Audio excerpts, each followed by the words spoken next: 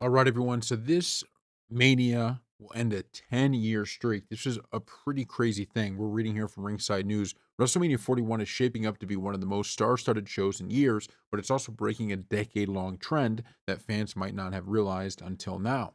For the first time in over 10 years, neither Roman Reigns nor Brock Lesnar will compete in a world championship match at WrestleMania. That's right. This year's main event will feature Cody Rhodes defending the United States WWE champion or the undisputed WWE championship against John Cena in a triple threat showdown on night one between CM Punk, Roman Reigns, and Seth Rollins. While Reigns is in that match, he's not walking in as a champ for the first time since 2020. So here is the last 10 WrestleManias. Brock Lesnar versus Roman Reigns versus Seth Rollins at WrestleMania 31. Roman Reigns versus Triple H, WrestleMania 32. Brock versus Goldberg. Brock versus Roman. Brock versus Seth. Brock versus Drew McIntyre. Roman Reigns versus Edge versus Daniel Bryan. Brock versus Roman. Roman versus Cody. And Roman versus Cody. That's pretty crazy. I mean, that is a pretty crazy thing to think about. We really think about Brock Lesnar's time in WWE as he came back, for his second win, but he had that first stretch too where he did a lot. But I mean, think about this. We had, what is this, four straight WrestleManias of Brock Lesnar in the having a championship match. Absolutely wild. So thank you all for watching, and we will see you next time. All right, everyone. So Bully Ray revealed what he liked about John Cena's promo. He said this: "I love that line because it's true, and John realizes that everything that Cody is doing, John has done before him. Uber babyface, shaking hands, kissing babies, being very personable, up close with the fans, yada yada. Doing all of the media, being the first one to the building and the last one to leave, being very interactive with everything that is going on with the company, taking an interest and being invested in your merchandise. You realize that if I ever want to get to the top of this company, this is the playbook I need to follow." So what he's referring to is, the line about that John Cena had, that basically Cody was, basically copying him in a way, that type of thing. And that's one of the things I'm loving about all of this is that it's perfect because there's a level of truth on both sides of what are being said. Meaning, Cena's heel turn and what he's supposedly mad about, you may think it's stupid and you may think it's wrong, but it's not true, right? I mean, fans did get sick and tired of John Cena. There's no question about it, and they didn't get sick and tired of him in a bad way, I should say. They, you know, they basically did it in a way of like, okay, this guy's so on top right now that we're just, everyone hates the person on top, then they fall a little bit and then they love him again. That's just how it goes. And so you can understand that, and his attacks on Cody about being super clean and, being just your typical perfect baby face, just like John Cena was for all those years. Yeah, like that's true. How many times have we said it on this channel where that to me was one of my favorite parts of the Kevin Owens Cody Rhodes, feud they had, was that you saw a little bit of a different side, right? It was a Cody that was much more like pissed off and much more authentic than the one that you usually get, which is just like this kind of perfect guy, which look, for the company, that's perfect. I'm not like knocking it, but it's true. And so that's, I think, something that's really driving this narrative is there's a little bit of truth here. It's believable. And that's why the fans hate it so much, which is phenomenal. So thank you all for watching, and we'll see you next time. All right, everyone. So, we're reading here from itrwrestling.com. WWE has officially announced details and the premiere date for an upcoming documentary focusing on WrestleMania 9. Titled WrestleMania 9 Becoming a Spectacle, the new documentary will air on Peacock on April 11th and will tell the story behind the 1993 event with a never before seen footage that promises to pull back the curtain on the world's largest toga party. A trailer for the upcoming event has been released with promotional material adding that interviews with Bret the Hitman Hart, Brutus the Barber Beefcake, Papa Shango, Hulk Hogan, Jimmy Hart, Kofi Kingston, Lex Luger, Mike Rotunda, aka IRS, Natalia, Rick Steiner, Scott Steiner, Rikishi, Shawn Michaels, Ted DiBiase, The Undertaker will feature in the show. So I can't wait for this. One of the craziest things is to hear the word, or I guess the title of WrestleMania 9, and to think The Undertaker and Shawn Michaels were there at WrestleMania 9. How insane is that? Um, I don't know what match was Shawn Michaels in a match on WrestleMania 9? I mean, he's involved. I don't know, but we certainly know The Undertaker was there for WrestleMania 9, and that's just crazy to me, on its own. It really is really, really a, wild situation. But I can't wait to watch this documentary. Nobody does it like WWE as it pertains to these documentaries because you just get such a behind the scenes look on something that you just never fully like. Every time I watch a documentary that talks about the behind the scenes of wrestling, some of the stuff you hear you wouldn't have a million years have thought that was the case. It's just wrestling is such a kind of shadowy business. What happens behind the scenes, how things go, how things are planned, and it's always like WWE when you're watching it, the matches go so smoothly only to find out like this happened during the match or that happened during the match, or you're trying to figure out, was this scripted, is he actually hurt, like what is this, like the Mick Foley Undertaker match that that wasn't at WrestleMania 9 obviously, but the one that they had with the Hell in the Cell. It's like when I watch them, the behind the scenes stuff on that, it makes it even crazier, because you never really know, like, okay, you see what Mick's going through, but is he actually hurt, this and that, and you find out, yeah, he was seriously hurt, like he was going back in there, and it got to the point where after the match, Vince said, I appreciate what you do, but never do that again, right? Because he understood how crazy it was what Mick Foley was doing. So that's seemingly something that's going to be in WrestleMania 9, understanding all those things that had happened. So thank you all for watching, and we will see you next time. All right, everyone. So we're reading here from CagesideSeats.com. With WrestleMania 41 set to take over Las Vegas on Easter weekend, April 19th and 20th, WWE and Peacock are set to premiere a new documentary special focused on the first time the Showcase of the Immortals took over Sin City. That would be 1993's WrestleMania IX from Caesar's Palace, the first Mania to be held outdoors. A trailer for the new doc titled WrestleMania IX Becoming a Spectacle largely focuses on how the then WWF used the show in Vegas to re energize the Mania brand and introduce their next generation of main event stars. Shawn Michaels successfully defended the Intercontinental title in the opener, and Undertaker picked up the third win of his legendary Mania streak and second to last scheduled bout of the night, both won by disqualification.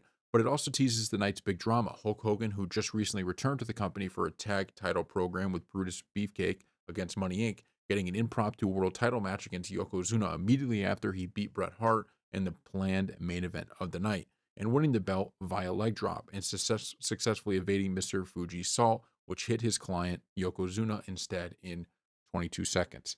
So I wonder what this is going to be. So this is going to focus on a lot of different drama, right? Behind the scenes. If there was the drama behind the scenes, but it feels like there is. And this is one of those things where you have the babyface returning, and he wins the championship in kind of a, I don't want to say a cheap way, but in a way the fans, may not love. We're going to see what kind of I'm hoping at least we're going to see a little bit of that behind the scenes to find out how upset were people about this. Why did it come to be? What was the point of it? All of those different things we're going to find out in these documentaries. I hope they continue to make them, and they should make them quick, or at least get the interviews, because you want as many of these people as possible to be alive for them to speak out on these different things so that they can give their side of the story versus once somebody's no longer living, you can't talk to them, you can't get all these different things. So I think, and I've said this for a while, WWE should go to as many legends as possible and just record hours of interview footage that they could use in any different documentary about different events. So thank you all for watching, and we'll see you next time. All right, everyone. So Chelsea Green revealed she was heartbroken over this. Originally, it was supposed to be in Vancouver at Survivor Series 2024. That was obviously going to be, I mean, for so many different reasons, the biggest moment of my career. It was already going to be the biggest moment, but to have my friends and family there and for it to be in someone in my hometown, close enough to my hometown, like that's unheard of. People don't get those moments. So when it was taken away from me, I was heartbroken. I still have a lot of my friends and family at Survivor Series, but I wasn't on the show. So it was really a moment of just like, oh, like how? And it put a little bit of damper on it until I found out it was going to be in Long Island. That is my husband's hometown. So if it couldn't be in my hometown, at least it's in Long Island. It's with all my in laws. Everyone in my family ended up flying there anyway. And it was just like the perfect moment. The crowd was amazing. They were chanting my name the entire time from start to finish. I was able to have all my family come back and take pictures with it. So, you never really think about this, how much a lot of this must mean for a lot of the WWE superstars, and having the family in the crowd. Like, can you imagine that moment? How excited everybody was for her, and just it had to be an amazing, amazing moment. And to hear, these are the decisions you don't even think about that Triple H and others have to make. They probably knew all of this stuff, and yet they had to make the decision. Oh, we got to move this, and that's not an easy decision. It's not an easy decision to make at all. So I always say, when people, it's like that. Man in the arena quote where it's like, you got to give these people credit that do these jobs because it's not easy. Every day you're dealing with some kind of crisis like this. And Chelsea Green, I could see why she was heartbroken. She thought she was going to get this special moment in front of her whole family, only to have it kind of ripped away. But luckily, it worked out in the end, right? She was able to get that moment really, anyways. So thank you all for watching, and we'll see you next time. All right, everyone. So Mark Henry revealed why he hasn't signed a Legends deal. A legacy deal is you go and do things when they want you to, and you represent WWE. You're doing ads, you could do stuff. I'm Mark Henry. If I'm going to do ads, I'm going to do them for myself. They come with a different pay. What I'm doing with a nostalgia deal is WWE has relationships with Mattel and 2K where they make the video games. That's what that WWE deal entails. That's the right to use my name and likeness because I own it. They can't use that without my permission because then they would be liable and I would sue them for monies for using what's mine. It was better to sign a deal for them to use my stuff than us to go to a bad place. So I didn't even know there was these like two actually type of deals. You have, obviously I knew about all the licensing problems getting these people into games and things like that, but I didn't know about all of the two different structures of the deal. But it's probably comes down to if somebody feels like they like in Mark Henry's case, he wants to do his own ads, he wants to do all that stuff.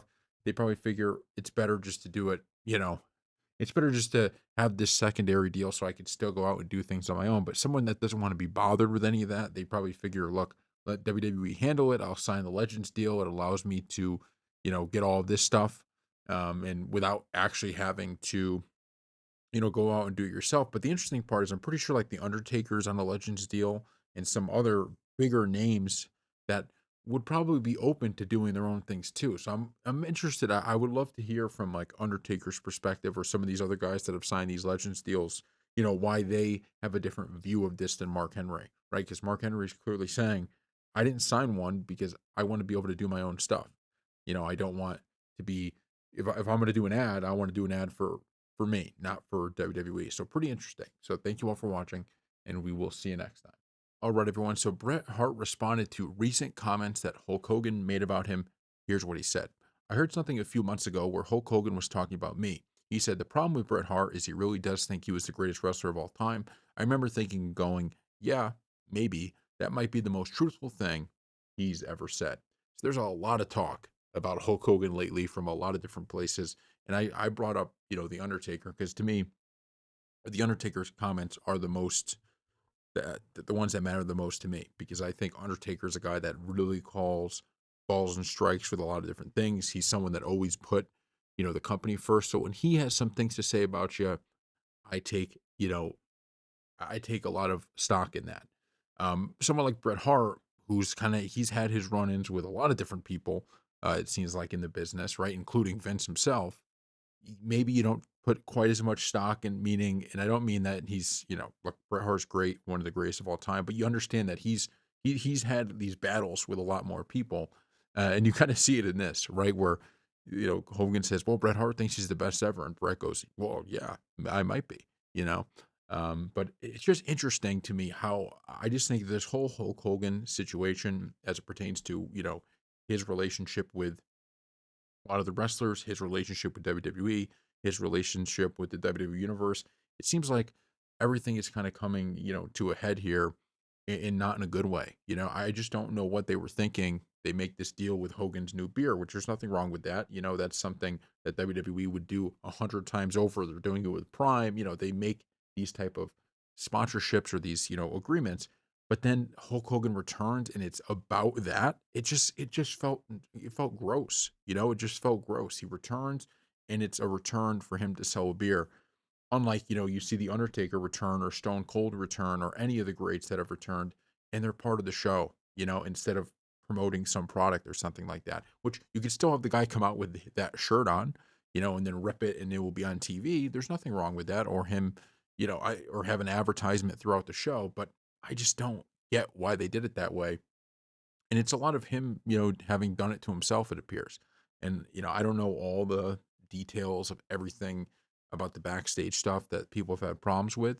But if I was Hogan, man, I would seemingly, there's going to have to be a lot of apologies for a lot of things. And there just doesn't seem to have had that.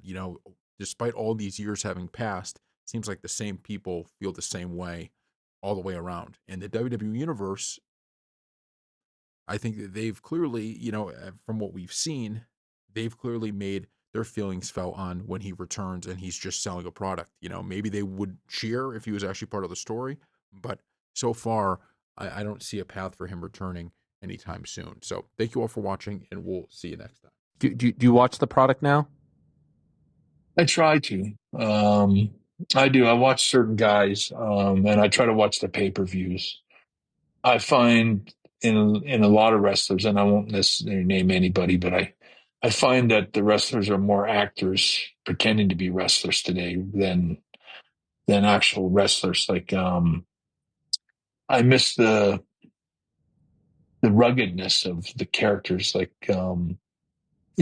guys like Kurt Hennig and myself, or Dynamite Kid, or that whole era of wrestlers that broke into the business in the 70s or late 70s and early 80s. We kind of we were still we were from the Harley Race, Terry Funk kind of generation, trying to copy them or mimic them or, top them. And I think that's why I still think the 90s was the best era of wrestling. When I watch some of that old 90s wrestling, it was really good. Really good stuff. And I find that today's wrestling, it's a little bit more about promos and your character on TV, and not so much your work rate. And I like guys that throw back a little bit more to the work rate. Like Roman Reigns is a guy that, for example, that I think tries really hard to earn the respect of my generation and be more realistic and you know just more credible, more believable, and not so much an actor. And I find that, especially AEW, that I find that they're mostly actors trying to pretend to be wrestlers, and they ought to get on with this real wrestling and just quit acting so much. Bret Hart is definitely, a little bit right with this. I definitely think it's more of a entertainment product than it's ever been. But I do think there is still a lot of good wrestling, and I don't watch AEW, so I can't really speak to AEW. But for WWE, you watch especially some of those mid card matches. I mean, Chad Gable, Penta, Logan Paul. I mean, go down the list. There was a lot of really good, even mid card matches. So I think there certainly is like the storytelling is most of it, right? And I do agree with that. It's not really most people watching are not necessarily watching for the art of wrestling. They're watching for the storylines and the characters and all that stuff. But I don't really think if you watch WWE, you go, oh, there's no good wrestling left, and I do think Bret Hart seemingly is making that point a little, he mentioned someone like Roman Reigns, who's, I mean, he's one of the number one guys in the company. So clearly wrestling should matter a little bit if he's one of the number one guys. I think the greats can do both. They could tell the story and they could wrestle inside the ring. But I get why someone like Bret Hart, who comes from a different era, views wrestling in a different way. I understand, his take on it because this is just he views it much more as like he views it as wrestling first, entertainment second, whereas WWE is entertainment first, wrestling second. But I don't know. I watch the pay-per-views and I just think they're putting on great matches. They really I think they're putting on great matches all the time. I go back to like even the Hell in the Cell between CM Punk and Drew McIntyre. That match was so brutal. It felt like the old Hell in the Cell matches. It really, really did. That's how good it was. But I do understand it's, this is an entertainment, right? This is what Vince always wanted. And I'm pretty sure Bret Hart has been kind of calling Vince out for that for a long time of, you know, that he's more entertainment first versus the wrestling first. And now that Vince isn't there, the company is still going in that direction. In fact, you can make the argument they're going even further in that direction. They've broken a lot of his rules about advertising and stuff like that because he kind of wanted to keep some of it, like the ring and stuff like that, with no advertisements, and they've completely thrown that away. So, thank you all for watching, and we'll see you next time.